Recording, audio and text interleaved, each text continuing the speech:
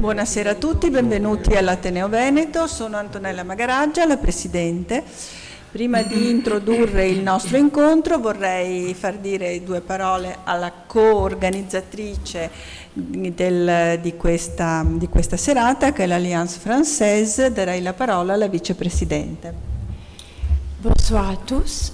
Je vous remercie de votre présence. Je remercie Madame la Présidente de l'Ateneo Veneto de nous accueillir et d'accueillir Madame Benedetta Craveri dans cette institution magnifique.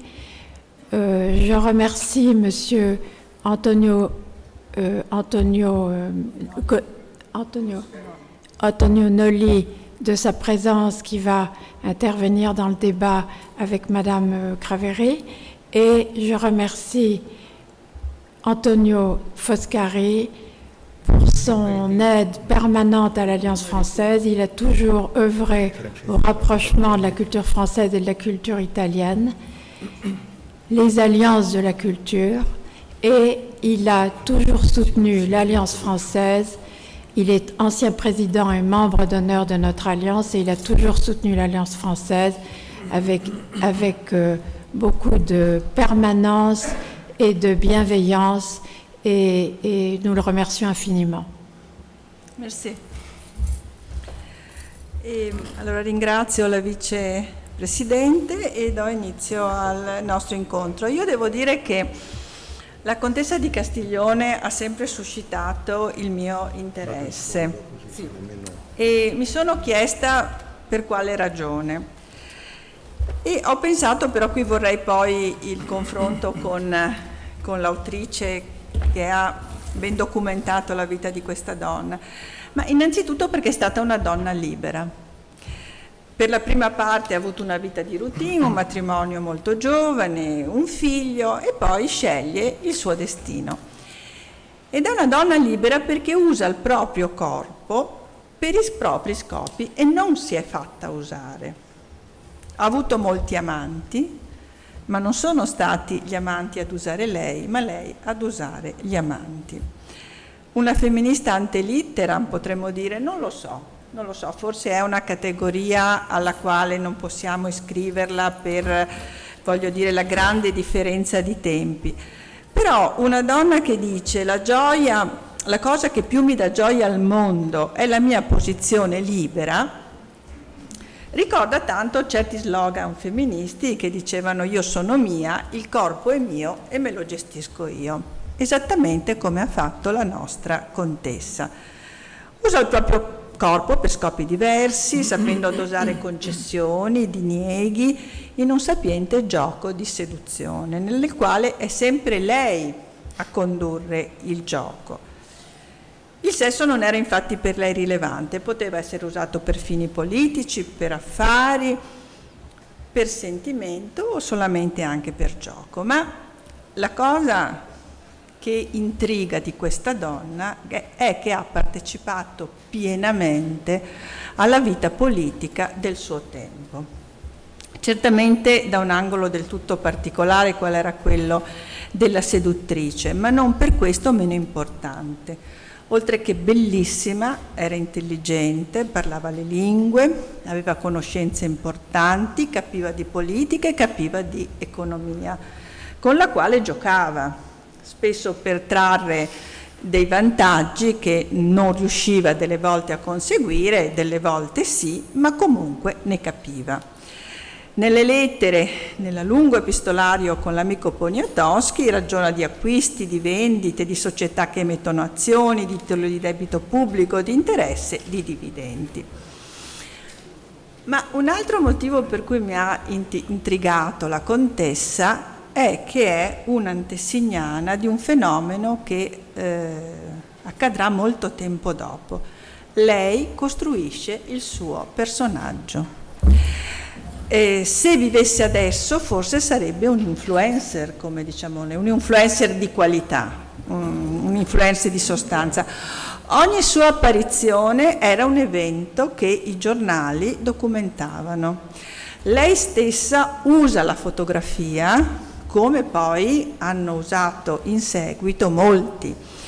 e tra l'861 e l'867 si fa ritrarre in 170 pose diverse, perché di fatto lei è un'attrice nata. E si ha la sensazione, leggendo il libro, che in realtà lei non viva la vita, ma guardi se stessa vivere la vita. Sempre a Poniatowski nell'epistolario dice: bisogna fare l'innamorata, e io l'ho fatta, so fare la pettegola, so fare la modesta, a tempo so piangere e a tempo sorridere. Quindi una donna che era in grado di impersonare ogni ruolo. Certo che una donna molto amata che pare non avere molto mai amato, e forse questo è un handicap della sua vita. Lei non si lasciava intrappolare dai sentimenti perché per impedire alle persone che l'amavano di esercitare potere su di lei. E tutti gli eventi della sua vita, dalla nascita del figlio all'amante di turno, a tutte le avventure extraconiugali, sono narrati, lo dice bene Benedetta Craveri, come fatti. Non c'è un'emozione dietro, sono degli eventi che si inanellano nella loro vita e che, pur essendo di enorme differente importanza, quale può essere la nascita del figlio o l'avventura extraconiugale, vengono registrati semplicemente. Infatti è lei che dice: il cuore lasciamolo agli imbecilli, non credo agli amori, non conto che su quelli del momento. Ma, e questo anche me l'avvicina molto, mi piace di lei, è una donna che ha pagato le conseguenze di questo suo modo di essere.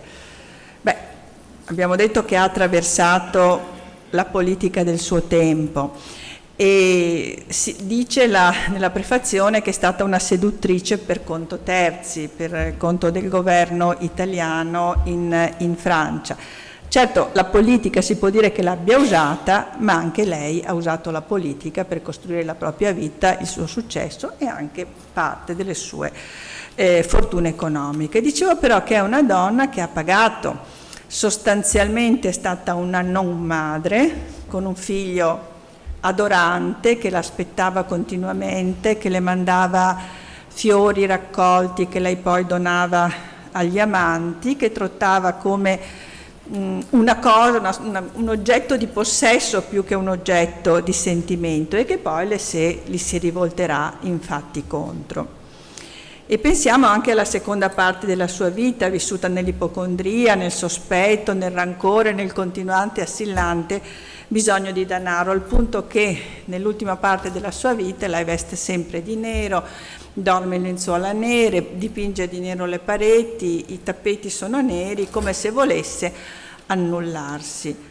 Però è anche una donna che ha coraggio, alla fine della sua vita, di farsi ritrarre vecchia, con i capelli ormai non belli come quando era giovane, sdentata. Allora è stato coraggio, pazzia o l'ennesimo delirio di onnipotenza? Forse questo lo dobbiamo chiedere ai nostri relatori e alla nostra autrice. Non mi dilungo, io ringrazio Benedetta Craveri per essere qui, oltre ai relatori, ma soprattutto per aver scritto questo libro che mi ha appassionato. Credo di aver letto tutti i libri sulla Contessa di Castiglione, ma questo si eleva rispetto agli altri, sia perché è documentatissimo. Più di 100 pagine, sono 100 di note, quindi tutto quello che ha affermato in questo libro è documentato e documentato soprattutto tramite gli epistolari, e soprattutto perché Benedetta Craveri ha questa capacità di passare dalla descrizione del vestito della contessa alla storia politica di quel tempo con una facilità che rende la lettura da un canto molto semplice, ma da un canto anche molto intensa, perché leggendo questo libro si legge praticamente la storia dell'Italia di quel tempo, dell'Italia non fatta ma che diventa Italia, della Francia, dell'Austria, le guerre di indipendenza. Per cui è uno spaccato di storia che, traguardato diciamo, è una storia piccola della nostra contessa che però diventa storia grande praticamente dell'Europa di quel tempo. Non parlo di più, forse ho anche parlato troppo, e lascio la parola ai nostri relatori. Ah, eccolo, avevo pensato posso di dire averlo una perduto. cosa io, che se c'è qualcuno che deve ringraziare qua sono io. Devo ringraziare la Presidente dell'Ateneo Veneto che ci ospita, e posso dirle che anche la Castiglione si unirebbe ai ringraziamenti, perché essendo molto attenta ai luoghi che frequenta sarebbe felice, troverebbe il posto adeguato alla sua persona. E ringrazio anche moltissimo gli amici dell'Alliance Française e gli amici Foscari, che soprattutto Barbara, che oggi è a casa e che è stato uno dei Deus Ex Machina che hanno consentito a me e alla Contessa di essere qui. E vorrei fare però una domanda: non si potrebbero fare scorrere le fotografie? C'è un bellissimo PowerPoint fatto da una mia amica storica dell'arte con una 60ina di fotografie della Castiglione e amici e conoscenti che l'hanno conosciuto, che effettivamente sono uno degli aspetti più appassionanti, più studiati della Castiglione oggi. Allora, iniziamo con le domande. Ma allora chi era questa Contessa di Castiglione? Questa è una domanda legittima che mi fanno sempre alle presentazioni, e io sono sempre obbligata a rispondere che non so rispondere, perché dopo aver passato 4 anni in simbiosi con migliaia di manoscritti della Castiglione, per me rimane un autentico enigma, ed è un personaggio che ho amato, detestato, trovato simpatica, che avrei voluto sopprimere a seconda delle corrispondenze e dei momenti in cui mi imbattevo. Ma chi è la Castiglione? Sono tante cose. Intanto è un mito, è una donna di leggendaria bellezza, di un narcisismo senza fine, autoidolatra, che tutto questo è noioso, ci sono moltissime donne narcisiste e autoidolatre, ma lei però ha un suo straordinario talento artistico, perché capisce che la fotografia, che è nata 10 anni prima di lei, è il medium che le consentirà di immortalare questa sua bellezza. Ma non si accontenterà solo di fotografarsi a partire dai 18 anni in poi nei suoi vestiti da ballo trionfali, eccetera, eccetera, ma sarà non solo l'oggetto della fotografia, ma la regista, la scenografa, la costumista delle sue fotografie, e soprattutto ha un magnetismo, uno sguardo straordinario. Gli storici della fotografia dicono che ha cambiato la storia del ritratto fotografico, ma molto presto si mette a giocare con questo strumento, incomincia a sezionare il suo corpo, fare vedere le gambe nude, i piedi nudi, le mani. Vedremo anche la fotografia più famosa di tutte, in cui lei ha preso una cornicetta vuota, se l'ha messa intorno all'occhio, e questa foto è il simbolo della fotografia, è l'occhio, solo l'occhio che guarda. Ma io purtroppo sono ignorantissima al fatto di arte contemporanea, ma come mi ha spiegato un grande storico dell'arte, Sylvain Bélanger, che è il direttore di Capodimonte, che ha presentato a Napoli il libro e che è venuta con delle foto, ha fatto vedere delle foto dell'Abramovic e mi ha spiegato che ha fatto vedere che queste foto dell'Abramovic sono imitate direttamente dalle fotografie della Castiglione, come quelle di Sidney Sherman, That's Me, io sono io. E mi ha detto: guarda, questa non devi pensare che il narcisismo, la bellezza la portino, che siano delle fotografie in cui esalta la sua femminilità, la sua sessualità. Lei si fotografa per la prima volta come un oggetto artistico e di cui apre una nuova via alla fotografia moderna. Quindi questo narcisismo è arte, ma al tempo stesso questa donna così narcisista, che detta legge in campo il fatto di moda, è una donna con degli interessi d'uomo. Lei lo ha detto prima: l'interesse della politica e l'interesse del gioco, e si ha la sensazione dei soldi, che la sua vita sia un gioco d'azzardo. egoista, egocentrica, però anche straordinariamente generosa con i suoi amici. I suoi rapporti con gli uomini, insomma, lei l'ha detto così bene. La Castiglione vuole essere libera, è stata, forse poi diremo come e perché, è stata utilizzata da Cavour e Vittorio Emanuele, consenzientissima, è stata mandata a Parigi, ha sedotto l'imperatore, è stata al centro della vita mondana per 2 anni, poi a un certo punto esagera, ne fa troppe, i servizi segreti francesi l'eliminano e a quel punto si ritrova a Torino senza una lira, con tutte le porte delle famiglie dell'aristocrazia piemontese che gli chiudono la porta in faccia, non vuole ritornare con suo marito che ha rovinato e vuole essere libera, e non avere più padroni. Ma come si fa a essere liberi a quell'epoca, 1860-58, quant'è per una donna dell'aristocrazia? Con dei soldi. E come si procura i soldi?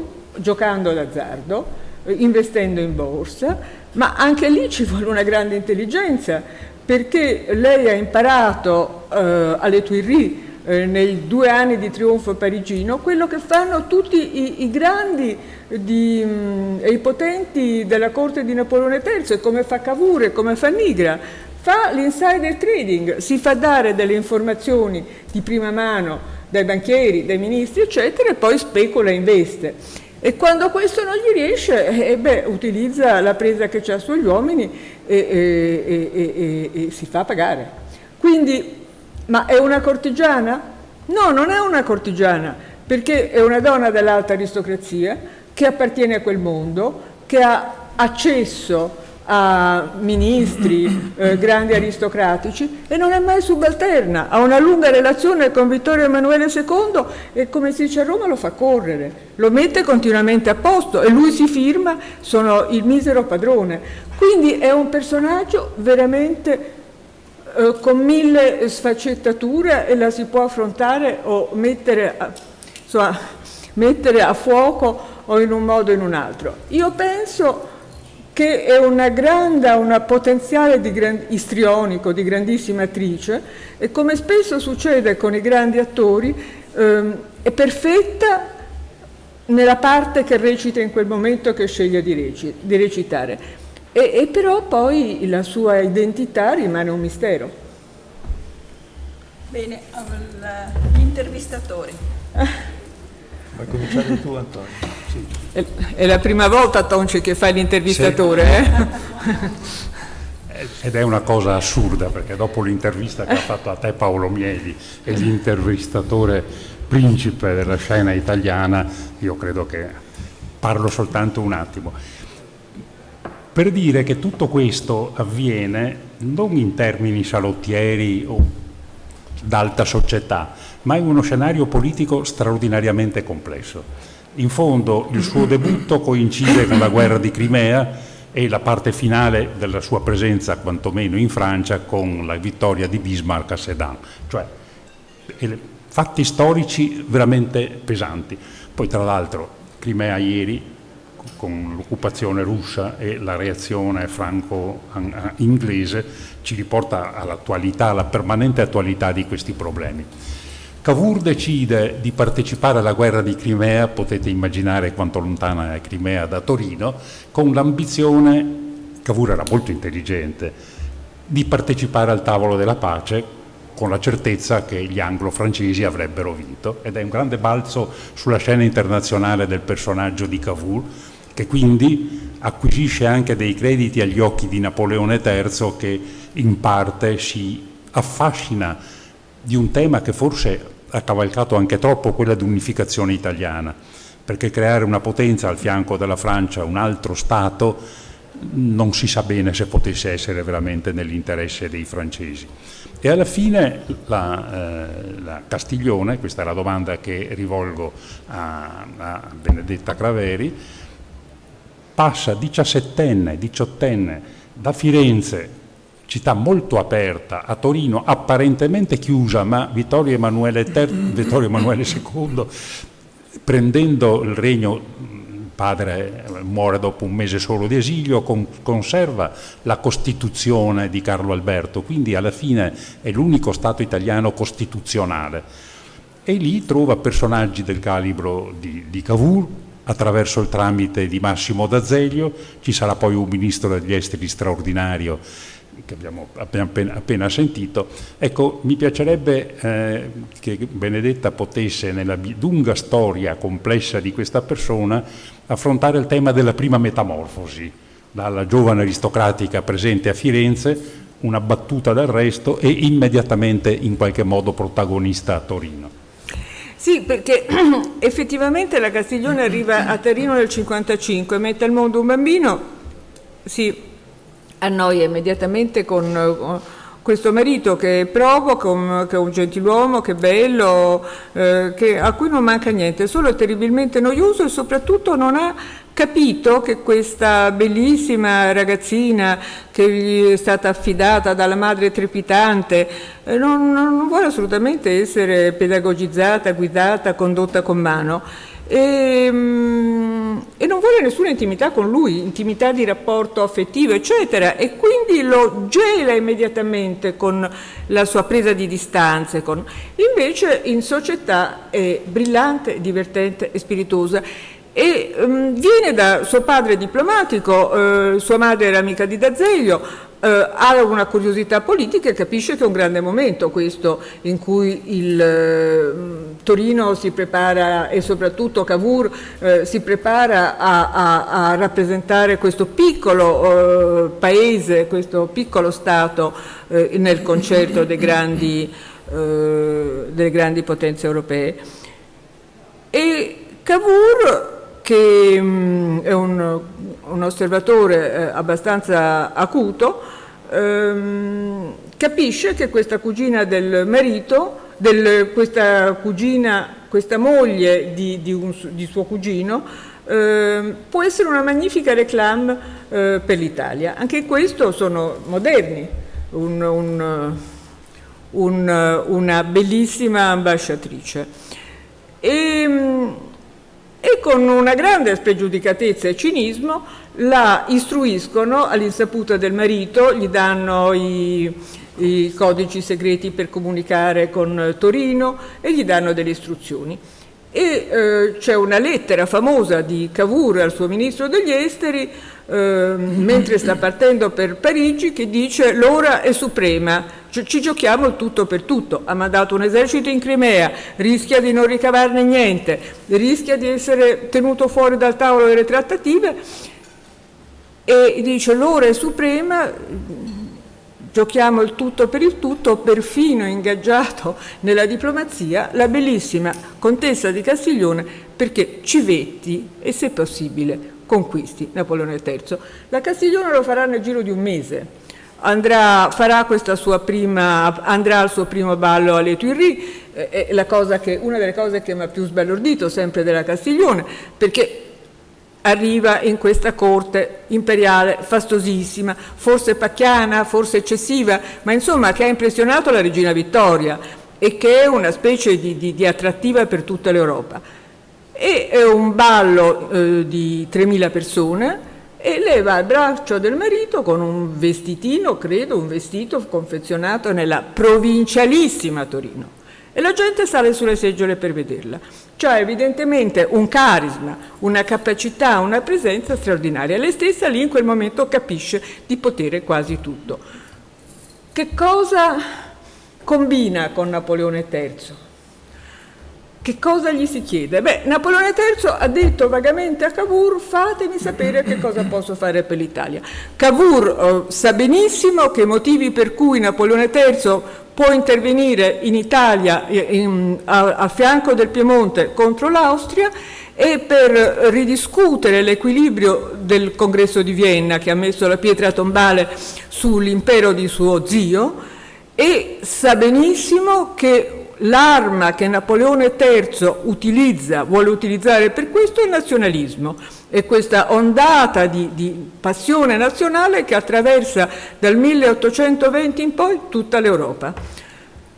Quindi che lavoro svolge la Castiglione. Sono un po' ipotetica perché forse una dimostrazione del ruolo che lei ha avuto è il fatto che quando è morta la prima cosa che ha fatto all'ambasciata italiana è mandare un funzionario a bruciare tutti i documenti che si trovavano a casa sua a Parigi. Ne è rimasto qualche frammento agli archivi storici di Torino e c'è per esempio un biglietto che le scrive Nigra. Nigra è l'uomo di Cavour, il segretario, l'uomo di fiducia di Cavour, è quello che diventerà il più grande diplomatico della storia della diplomazia italiana. Se andate al Ministero della Farnesina, la sala Nigra è la sala più importante della Farnesina. Il biglietto di Nigra dice: dovete scoprire a tutti i costi che cosa dirà l'imperatore domani nel suo discorso al Consiglio, davanti al Congresso. Quindi svolge un lavoro di spia, ma svolge soprattutto un lavoro di go-between, di informatrice, perché i piani, l'imperatore è un uomo segretissimo e è già enigmatico di suo. Mette a punto questo progetto italiano all'insaputa del suo ministro degli esteri, di Valeschi, che detesta l'Italia. E la Castiglione è il primo, agente, il primo elemento di comunicazione privato, segreto, fra le Tuileries e Torino. E poi svolge un lavoro di spia improprio, perché noi ci rendiamo conto man mano che la storia va avanti, man mano che il periodo napoleonico è alle spalle, che lei continua a avere una rete di informatori straordinaria. E per finire, perché forse è uno degli aspetti del libro che richiede più passione per la storia, ma per dire come la Presidente diceva, la grande e la piccola storia, come si incrociano. Quando il mio libro era in seconde bozze sia da Delphi in Italia che da Flammarion in Francia, i francesi mi hanno chiesto una foto di una pagina manoscritta della Castiglione. Allora io mi ricordavo di avere fotografato una lettera a Vittorio Emanuele II, mentre lei era ancora a Parigi, che non avevo utilizzato perché era troppo difficile da decriptare. C'è una calligrafia infernale, la Castiglione.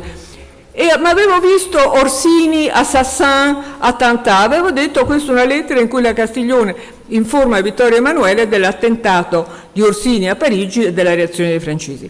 Allora mi faccio rifotocopiare la pagina dagli archivi, la decripto dopo un giorno di pazienza e leggo. Lei scrive a Vittorio Emanuele II da Parigi: oggi è arrivata da Torino la notizia che Orsini è arrivato a Parigi per assassinare l'imperatore. Qui tutto è pronto per evitare questo disastro. Allora telefono il mio amico Adriano Viarengo, che è il grande specialista di storia del Risorgimento, e gli dico: ma Adriano, scusami, i servizi segreti francesi e piemontesi erano informati di Orsini? Sapevano dell'attentato? Io ho detto: ma questa è una storia incredibile, tu la devi sviluppare. Questa è una notizia straordinaria. Tutta la storiografia risorgimentale si dice che questo è un momento tragico in cui il Piemonte ha paura che Napoleone III gli volti le spalle. Ho detto: ma scusami, ho detto non posso scrivere niente, solo cambiare la nota perché il libro è fatto, ma perché mai, se i servizi segreti erano così informati, non bloccano Orsini? E dice: perché probabilmente si aspettavano un attentato di tipo classico, con Orsini che si avvicinava alla carrozza dell'imperatore con la pistola, invece questi mandano delle bombe da lontano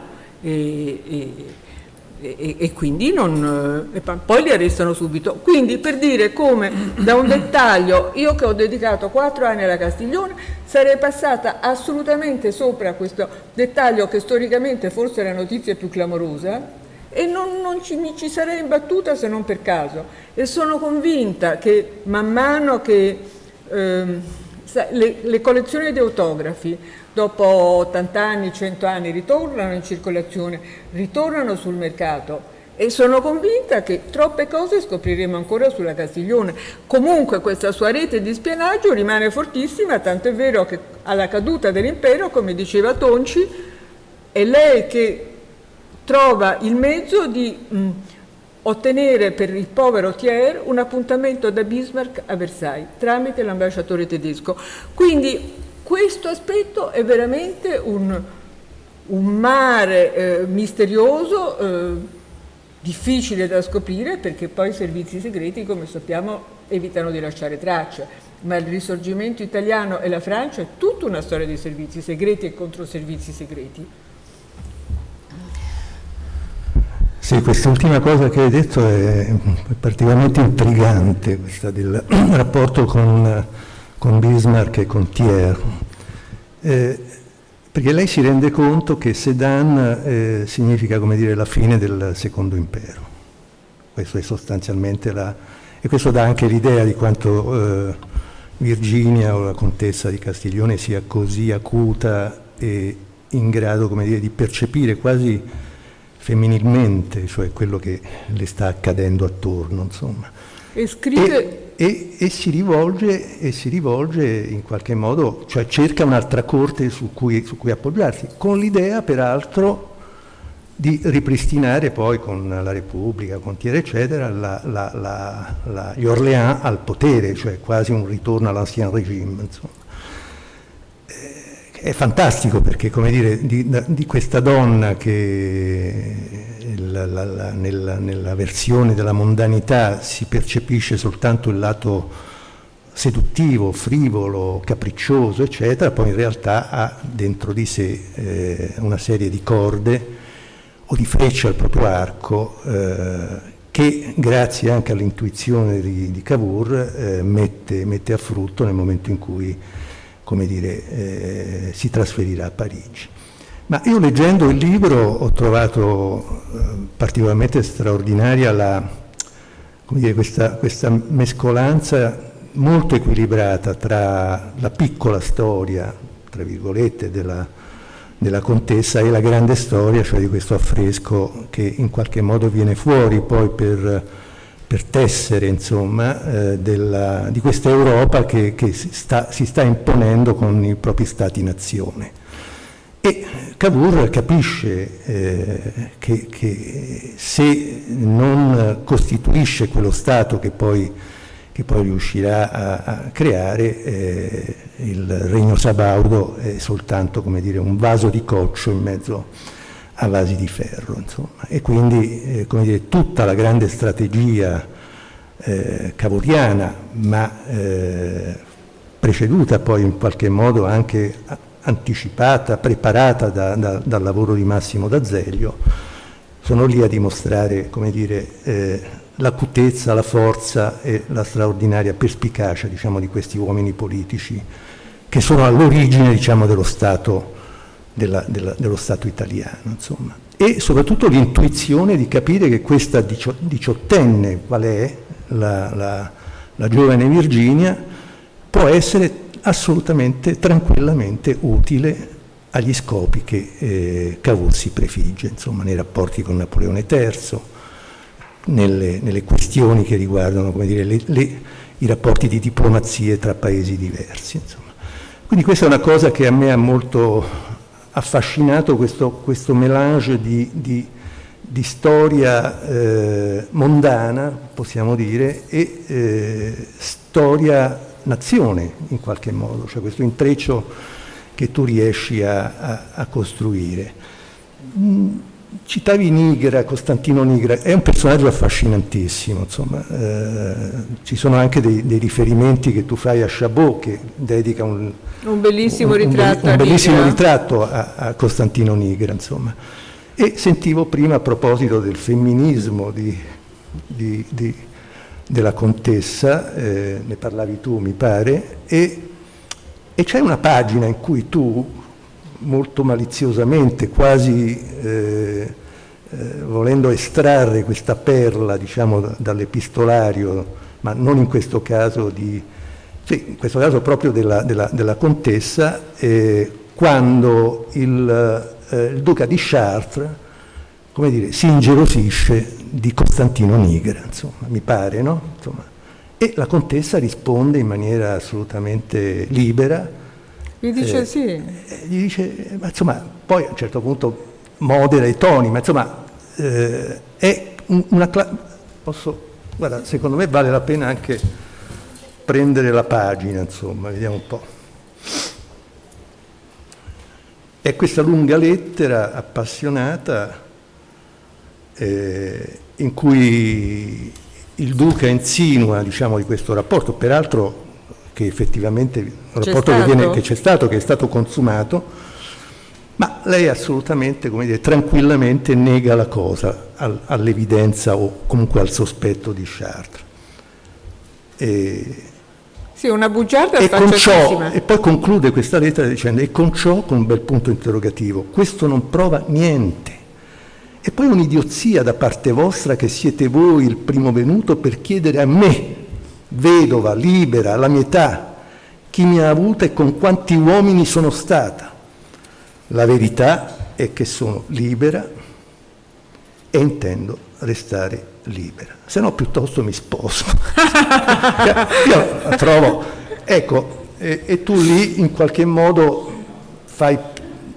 tiri fuori questo lato femminista, che poi non è un lato femminista, ma insomma rivendicare, diciamo, nella seconda metà dell'Ottocento un ruolo e una presenza così massicciamente evidente e provocatoria nei riguardi dell'altra metà del cielo, insomma, non era né semplice né scontato.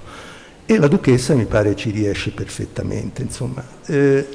Volevo però vengo alla domanda, perché poi tra tutte le cose bellissime che emergono, quello che a me ha colpito è che in fondo Virginia è un personaggio letterario, involontariamente letterario, perché lei non fa nulla per esserlo davvero, ma se si va a vedere la grande narrativa francese di quel periodo, insomma, i ritratti che vengono, per così dire, costruiti, descrizioni di donne o di situazioni, come un puzzle, cioè possiamo ricostruire tutti i sentimenti, come dire, la fluidità di questi sentimenti che la Castiglione esibisce, insomma, da Balzac, Flaubert nella Madame Bovary, Baudelaire, se si prendono i fiori del male, come dire, ci sono dei ritratti che possono riportare a un'idea di che cosa è stata questa donna, insomma. Ecco, allora noi abbiamo, insomma, anche letterariamente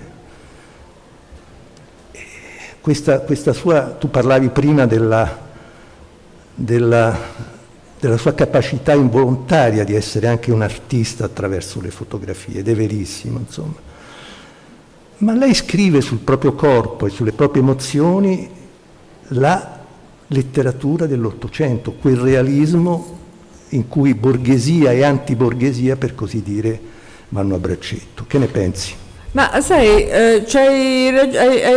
metti veramente il dito su un aspetto interessante, perché il più bel ritratto della Castiglione lo ha scritto Émile Zola in Son Excellence Rougon-Macquart. Zola non ha mai conosciuto la Castiglione, sono contemporanei, sono due mondi diversi, certamente lui ha avuto informazioni dagli amici Goncourt, eccetera, ma non l'ha mai conosciuta, e ci sono dei dossier preparatori per ogni romanzo di Zola, e anche questo non si cita, si parla di un personaggio femminile che viene mandato dal governo piemontese, c'è un'allusione precisa e c'è la descrizione, la protagonista è una certa Clorinda, che già il nome è stupendo, che è bellissima, misteriosa, un po' losca, con una madre strana, che si aggira per Parigi con una cartella di carte che non molla mai. Sembra lei. E dall'altro un fioretto. E che in qualche modo è affascinata dalla politica, da quest'uomo potentissimo e tutto, entra nella sua intimità, quando lui cerca di aggredirla lo tiene a distanza con una frusta e alla fine lo impadronitesi di tutti i segreti meccanismi del suo gioco di potere, lo fa fuori, mette al suo posto il suo amante, sempre con imperturbabile. Clorinda è un personaggio bellissimo e anticipa fra l'altro Zola quello che lei farà in vecchiaia, che si ritirerà in una casa tutta drappeggiata di nero, eccetera, eccetera. Ma che lei ci avesse il genio della politica, c'è la lettera che lei scrive a Bismarck, intercedendo per un armistizio equo per la Francia, in cui gli dice: siete all'apice della gloria, avete vinto, siete il più forte, abbiate la forza dei vincitori, rispettate i vinti, perché il popolo francese è un grande popolo e se umiliato e mortificato si vendicherà. E anticipa il congresso di Versailles, anticipa la prima guerra mondiale, questo fatto che i grandi vincitori devono rispettare i vinti, perché se no seminano elementi di catastrofici per il futuro. Lei lo orchestra questo tema come un grande uomo politico. E poi tu parlavi di Nigra, questi due sono giovani, belli, sono a Parigi insieme, sono complici, costruiscono insieme questo complotto che porterà poi agli accordi di Plombières, alla seconda guerra ma a un certo punto diventano anche amanti. E uno dei grandi interrogativi sulla Castiglione è: ma lei diceva, ha mai amato qualcuno? Soprattutto si tende a interpretarla come avviene con i grandi narcisisti, come delle persone assolutamente incapaci di amare, e come le seduttrici seriali come totalmente indifferenti alla sessualità, no? E lei stessa dice: il sesso non ha nessuna importanza, anche in questo è modernissima, è l'amicizia che conta, sono i sentimenti che contano.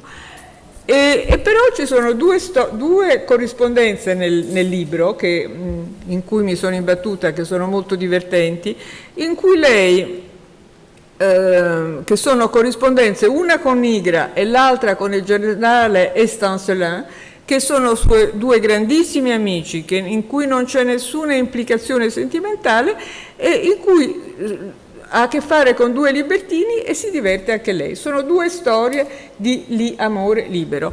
Allora abbiamo purtroppo poche lettere di Nigra, ma all'inizio sono bacio le mani belle, contessina qua, poesie e tutto, e alla fine vengo a mezzanotte, fatevi trovare tutta nuda. E c'è questo gioco alla pari, perché nessuno dei due si spaccia per innamorato. E poi non voglio essere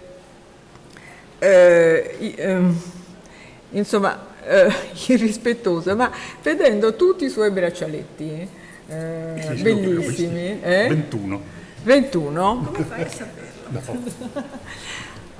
Ho pensato a una storia meravigliosa della Castiglione con il generale Estancelin. Se voi mi permettete di raccontare, vi vedo tutti adulti e quindi ve le racconto.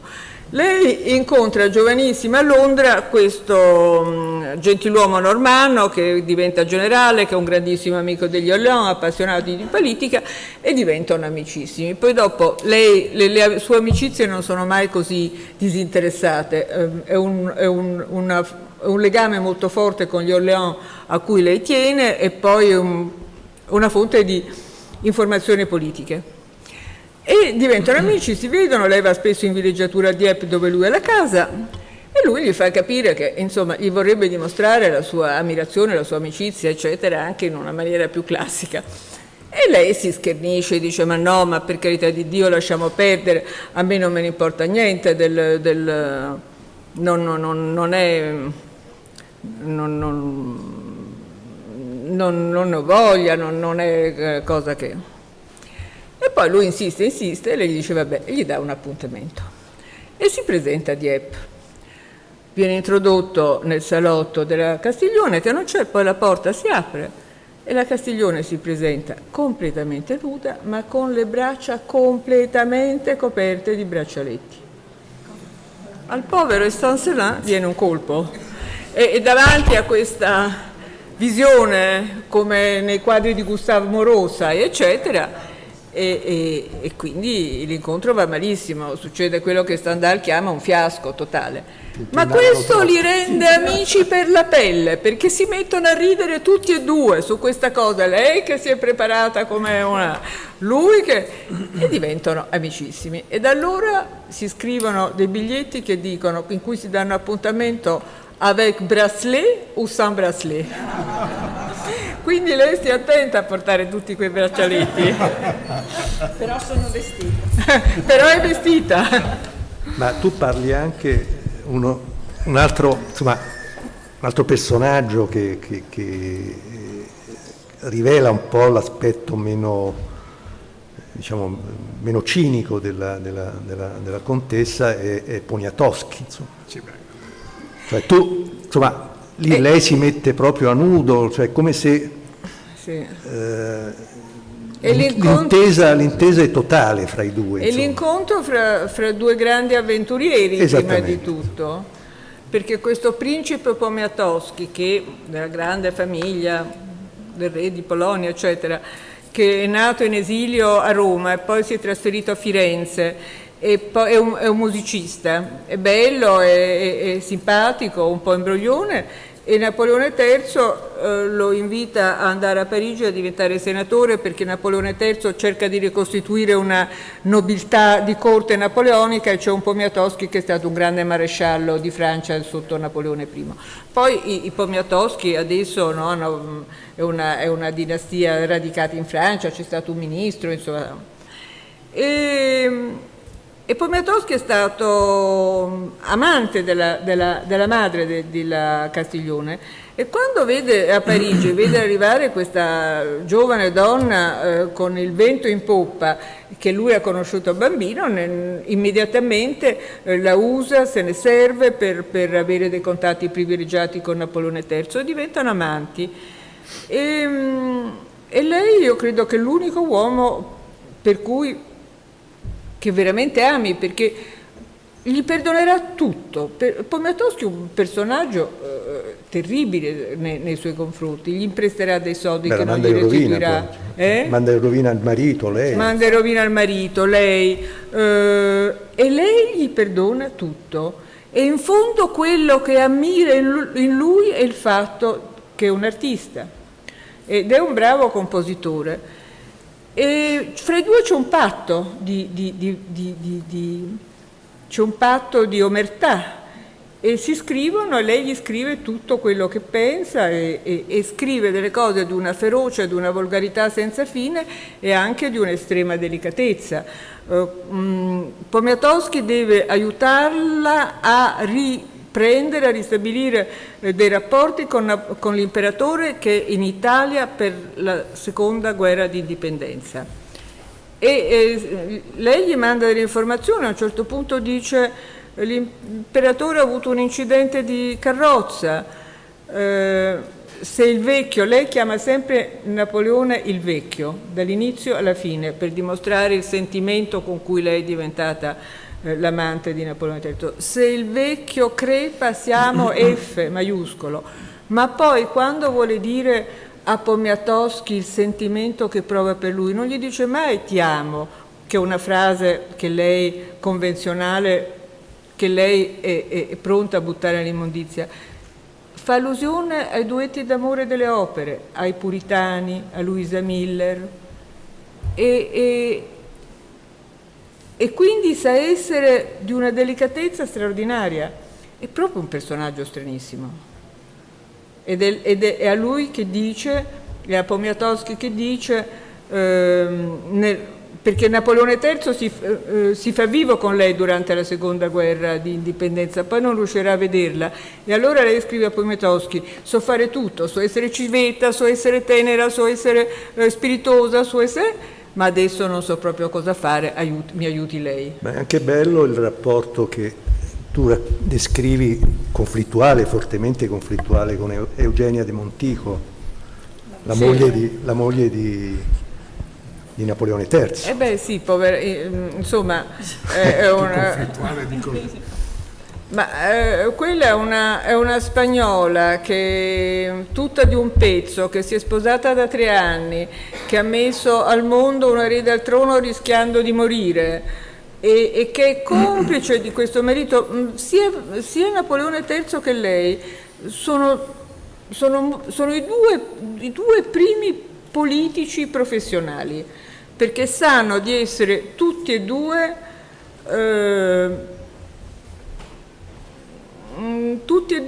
illegittimi. Uno è diventato imperatore con un colpo di Stato, l'altra è diventata imperatrice. Devono in qualche modo giustificare il loro ruolo politico e lo fanno da veri professionisti e Eugenia contribuisce alla messa in scena di questa regalità, di questa corte straordinaria, dell'etichetta, e fa i pomeriggi di Compiègne, invita gli artisti, invita le cose. Una perfezionista, è una professionista della politica. E quando si è sposata è giovane, bella, nella convinzione che suo marito, che è già di salute malferma e che poi ne ha fatte di cotte e di crude, abbia trovato finalmente la pace.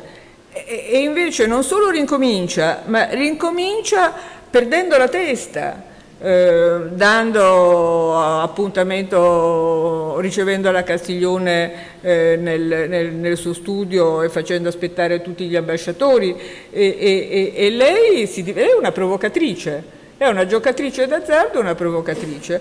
E in più Eugenia c'ha paura di questo marito che va in giro la notte e ha già avuto 2 o 3 attentati.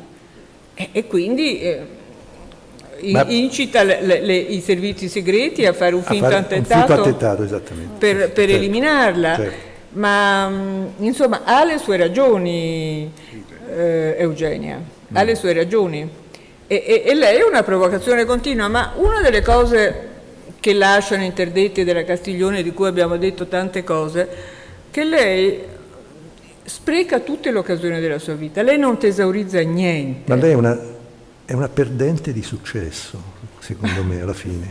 Cioè, quando tu l'hai raccontata in tondo, alla fine ti viene questa frase, tu dici, ma cosa è stata? Tu dici un enigma.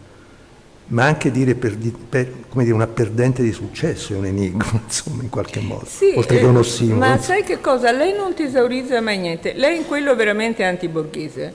Lei c'ha il pallino dei soldi, gioca, specula, non sa mai quello che c'ha, pensa sempre di essere in miseria. Piange miseria.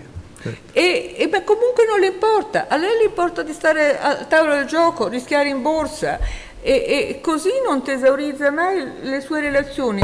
Ci sono 2 o 3 uomini di cui ho incrociato le corrispondenze, per esempio il primo uomo che si innamora pazzamente di lei dopo Napoleone III, ma io me ne sono innamorata, è il principe di La Tour d'Auvergne, bello, di una grandissima famiglia, viene vedovo, libero, arriva a Torino come ambasciatore dell'imperatore. È pazzo di lei, ci sono le lettere che gli scrive che sono struggenti. Lei se ne gioca come un gatto con il topo, se ne serve, lo utilizza. A un certo punto gli cede, questo povero uomo tocca il cielo con la gioia e incomincia a maltrattarlo, a farlo soffrire. E va avanti così finché gli uomini, molto spesso, che la amano troppo, la lasciano perché non sopportano di dividerla, non sopportano di essere così maltrattati. E lei se ne infischia perché comunque è tutta roba sua.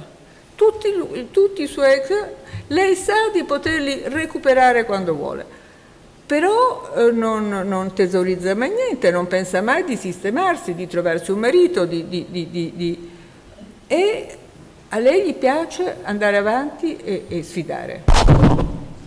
Tra l'altro brilla in quella corte stranissima che tu racconti e che vorrei che magari ci dicessi qualcosa di più preciso, perché il giudizio dei fratelli Goncourt è impietoso nei riguardi di quel... Perché cosa fa poi Napoleone III? Mette insieme una cozzaglia di aristocrazia, un po' di borghesia, parvenu, insomma, cioè tutto questo fritto misto che in qualche modo dovrebbe legittimare questo potere che invece permanentemente messo in discussione.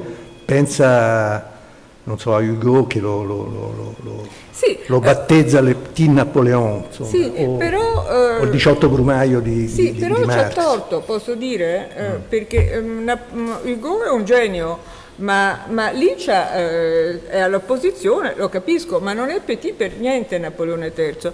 Napoleone III intanto ha una vita romanzesca, perché vive nella cospirazione, passa metà della sua vita nei carceri, eccetera, eccetera, e c'ha questo senso come lo zio del destino.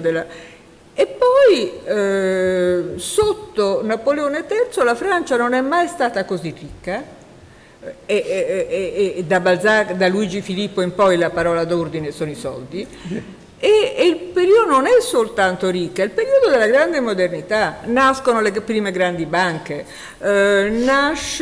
nascono tutte le imprese ferroviarie, il canale di Suez, c'è Haussmann, insomma, è tutta l'Europa guarda a Parigi. E certo, lui si trova a avere a che fare con non il vecchio gratin aristocratico che rimane a Beaufort Saint-Germain, ma la vecchia aristocrazia napoleonica, i grandi banchieri, i Rothschild, i Lafitte, quelli che detteranno legge per un secolo e che vanno a corte, e tutta la diplomazia europea. Quindi è una grande messa in scena del potere imperiale che in qualche modo giustifica il fatto che sono dei parvenus, ma lui lo dice, lui stesso quando si sposa, sono un parvenu. E mia moglie ho voluto sposare non una principessa ma una donna dell'aristocrazia, eccetera. E quella è, perché lui ha questo misto anche di populismo, di democrazia, e però la regina Vittoria, quando Napoleone III va in visita a Londra, scrive alla cucina: ha avuto l'educazione di un principe, è una persona con dei modi veramente regali.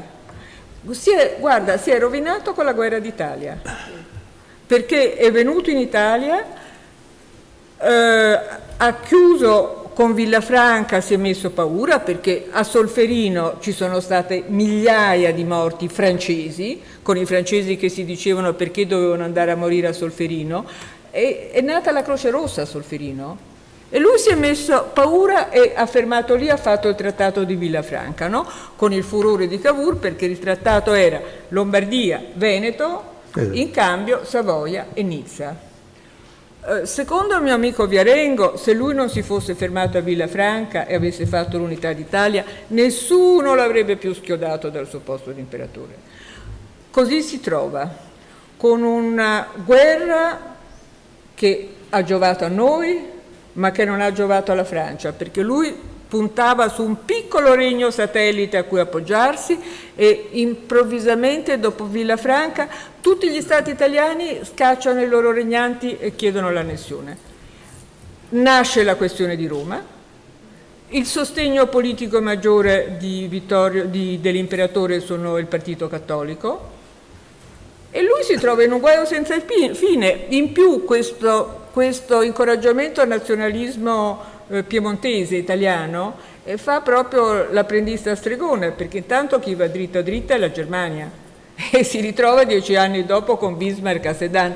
Quindi il povero Napoleone III, probabilmente se non fosse venuto in soccorso dell'Italia avremmo ancora una dinastia di Napoleoni. Beh, lì però la grande rivalità è tra la Germania e la Francia, questa ed era fatale che a un certo punto si arrivasse a questo scontro. Il problema del Piemonte, poi dell'annessione di altre zone italiane, nasceva in funzione antitedesca, insomma, probabilmente. Ma lì c'era e la cosa anti-austriaca, austriaca, certo. Lì c'era anti-austriaca, ma è lui che non ha saputo giocare fra Austria e Prussia. Certo.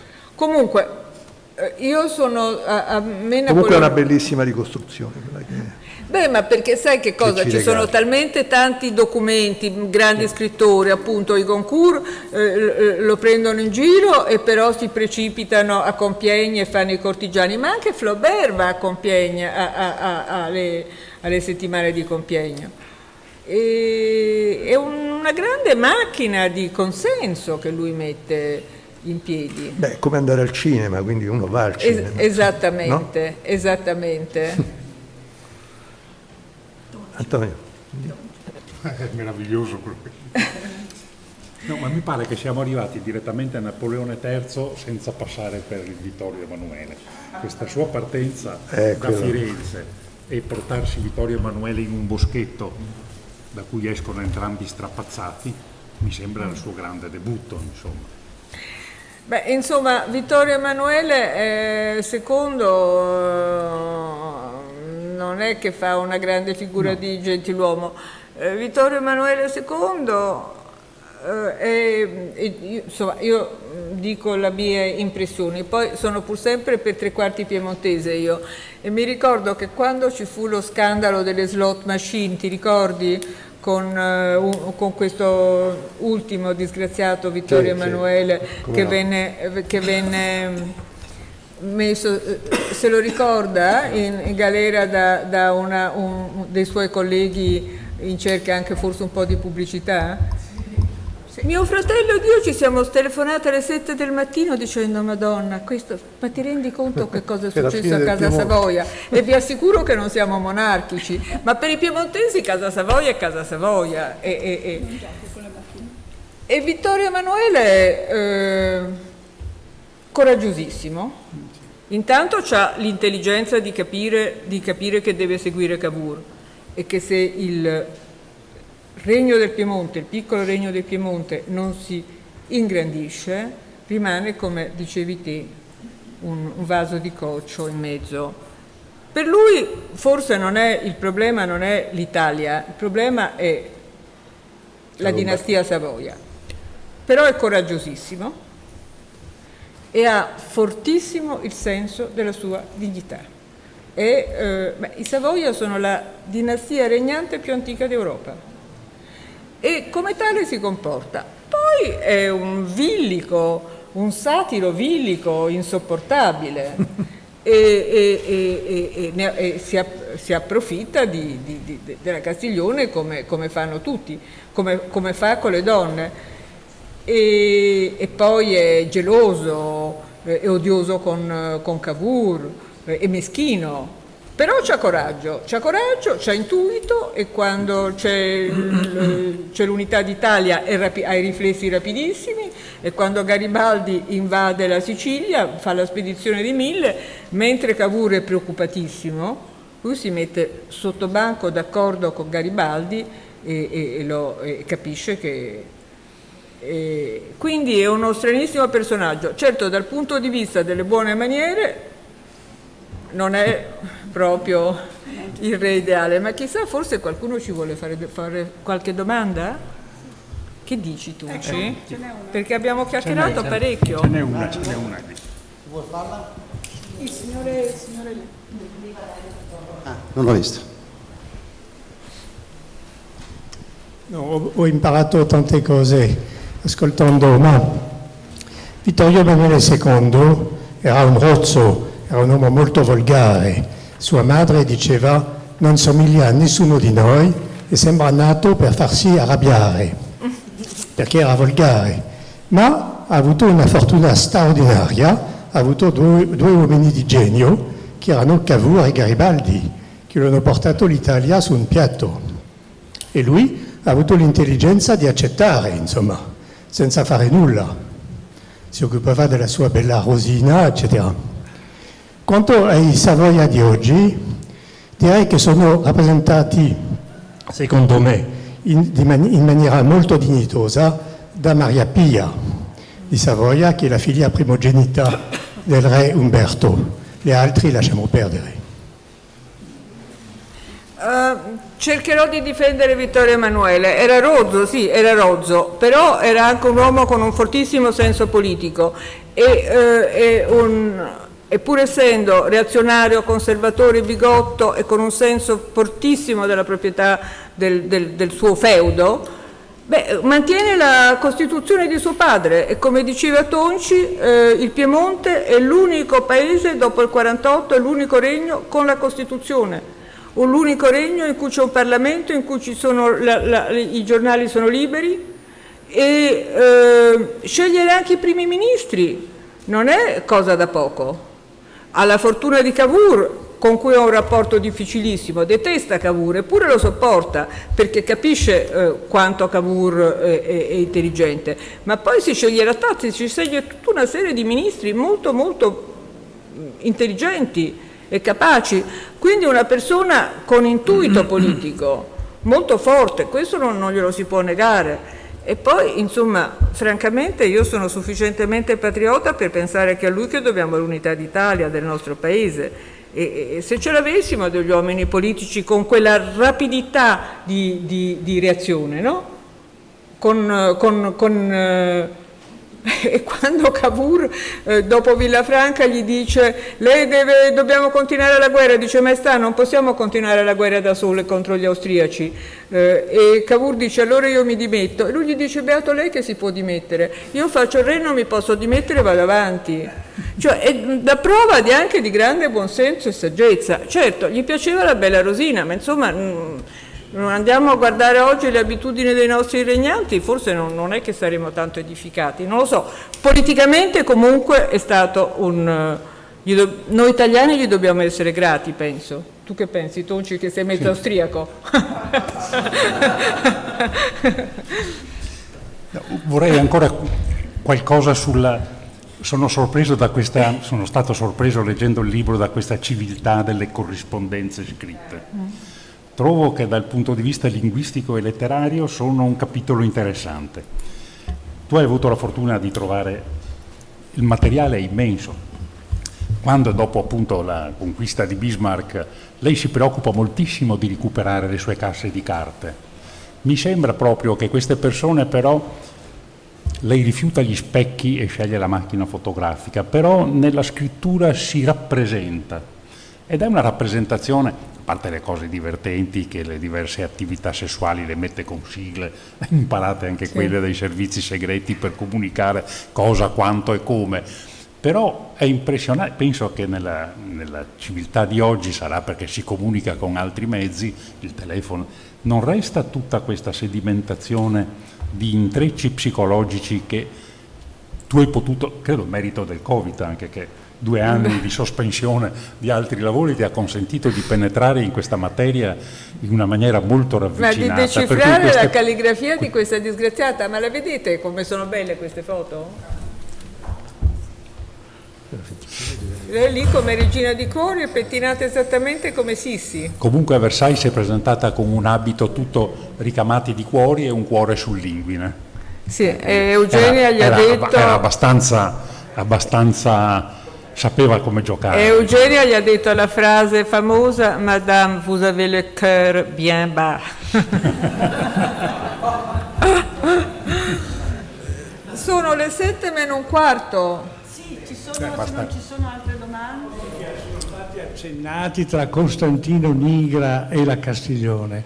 C'è una c'è un carteggio, sì. Loro sono sinceri, io ricordo vagamente che quando si faceva il liceo eravamo molto interessati a questi 2 spioni, noi li conoscevamo come 2 spioni che hanno fatto l'unità d'Italia, questa era la nostra battuta.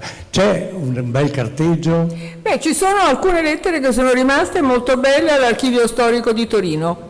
La invito con veramente in una maniera estremamente interessata a comprarsi il libro e troverà tutto lì.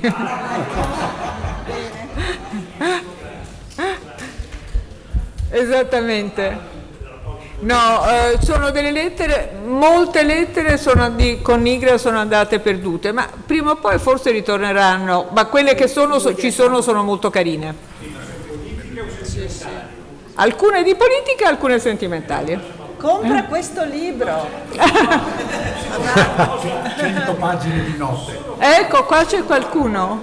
Ancora. Posso fare un'altra domanda? Sì. Allora, io vorrei sentire qualche cosa su questo Léon Cléry, che lei conosce nella seconda parte della sua vita, famoso avvocato, se ci racconta qualcosa. E l'altra osservazione che volevo fare, che non so, nelle fotografie dell'epoca di solito la mia domanda di base è se le fotografie di lei sono state fatte nello studio di Pierson o sono state fatte a casa, perché stranamente hanno pochissimi props, cioè di solito nelle fotografie dell'epoca fatte in studio c'era un sacco di oggetti mobili, eccetera, e qui sembrano vuote. Forse per mettere in risalto la sua bellezza, non so. Perché sono delle messe in scena teatrali, sono come dei palcoscenici, Sì, ma sono manca- tutte da Pierson. Con delle attrezzature sofisticatissime, e fra l'altro è l'unico caso di una persona che si fa fotografare per 40 anni dallo stesso fotografo, e le quasi 500 fotografie della Castiglione che sono al Metropolitan Museum sono uno dei grandi tesori fotografici del Metropolitan Museum. C'è stata una mostra straordinaria. Non ho capito la domanda dell'avvocato, chi è? Léon Cléry. E Léon Cléry è il suo avvocato della sua vecchiaia, è un suo grandissimo amico, è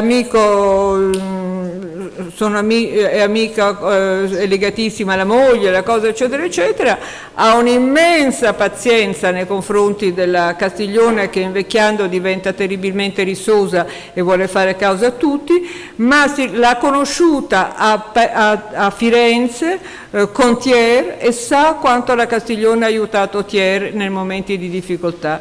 E ci sono delle lettere della Castiglione a Cléry che sono bellissime, sono, come diceva Foscari, era gente che sapeva stare in società, e stare in società significava anche sapere scrivere delle lettere. E le lettere in francese della Castiglione sono non belle, bellissime, e cambiano di registro, come avveniva per le lettere mondane, che si cambiava tono, modo, stile a seconda dell'interlocutore. Le uniche lettere in italiano sono quelle a Poniatowski, sono uno spaccato a sé della Castiglione, sono lei che si toglie la maschera, ma sarà quella lì la vera Castiglione? Non lo sappiamo. Prendo un pochino d'acqua. Posso chiederti Sì. un'ultima cosa, se non ci sono altre domande? No, un personaggio finale che con cui concludi il libro, cioè Robert de Montesquieu, che è il primo a dedicarsi in maniera quasi feticistica alla figura della Castiglione, insomma, scrivendo appunto la contessa, la Divina Contessa. E ecco, quel libro, quel personaggio che a un certo punto comincia a collezionare gli oggetti appartenuti alla Castiglione, dà immediatamente l'idea di quanto quasi in tempo reale, lei è appena morta, lui va a visitare la vede nella bara, quanto quel fascino, è come se Montesquieu prendesse quel testimone e lo facesse proprio. In fondo hanno, come dire, due psicologie molto simili, insomma, mi pare. Sono due narcisisti scatenati, no? Ma la cosa interessante è che Montesquieu è il grande dandy della generazione successiva, è quello che ispira il barone di Charlus a Proust, certo. E via dicendo, e che ha già avuto, che è un omosessuale elegantissimo che si diverte a creare dei personaggi femminili, e ha contribuito a creare, a trasformare la contessa di Greffule, sua cugina, in quella che diventerà il mito, la bella, la bellissima, l'irresistibile, elegantissima, che viene dopo la Castiglione, che prende il posto della Castiglione, e che ispirerà il personaggio della duchessa di Guermantes per Proust. Ma lui con questa cugina tutta come il Faux, narcisista ma come il Faux, con un marito terribile che non osa fare niente di regolare, si scoccia, e quando scopre la Castiglione, la leggenda della Castiglione, e mette le mani sulle carte della Castiglione, capisce che è una che ha usato molto di più, e in qualche modo, siccome è morta, se ne impossessa. Ma il suo primo libro, lui è vero che raccoglie il primo grande dossier sulla Castiglione, la rinterpreta a modo suo, e D'Annunzio farà una prefazione. D'Annunzio fa la prefazione, veramente bruttarella, tanto è vero che è una delle poche cose che lui non ripubblica più. Che poi se c'era una d'Annunziana era la Castiglione. Però insomma di nuovo è interessante perché Montesquieu fa da trait d'union fra la vecchia e la nuova generazione, e la prima, ecco vedi il figlio poverino, e la prima foto che vedevate è quella bellissima di Boldini di Montesquieu che regge la sua Ma è lui che la incontra di notte, sì. e ha questo commento perfido, perché dice cos'è, la vede con questi cagnolini, insomma, che si aggira tutta di nero, dice sembrava una botte, cioè improvvisamente, come dire, di fronte a un personaggio che non riconosce, o che vista dal vero in qualche modo lo delude, insomma. Sono delle appropriazioni, no? Sì, esattamente. Dei transfert. Eccoci qua. Bene, io ringrazio. Grazie a voi, grazie infinite a voi. È stato molto di più della presentazione di un libro, è stato uno squarcio su una parte della nostra storia. Grazie Benedetta. Grazie a voi infinitamente.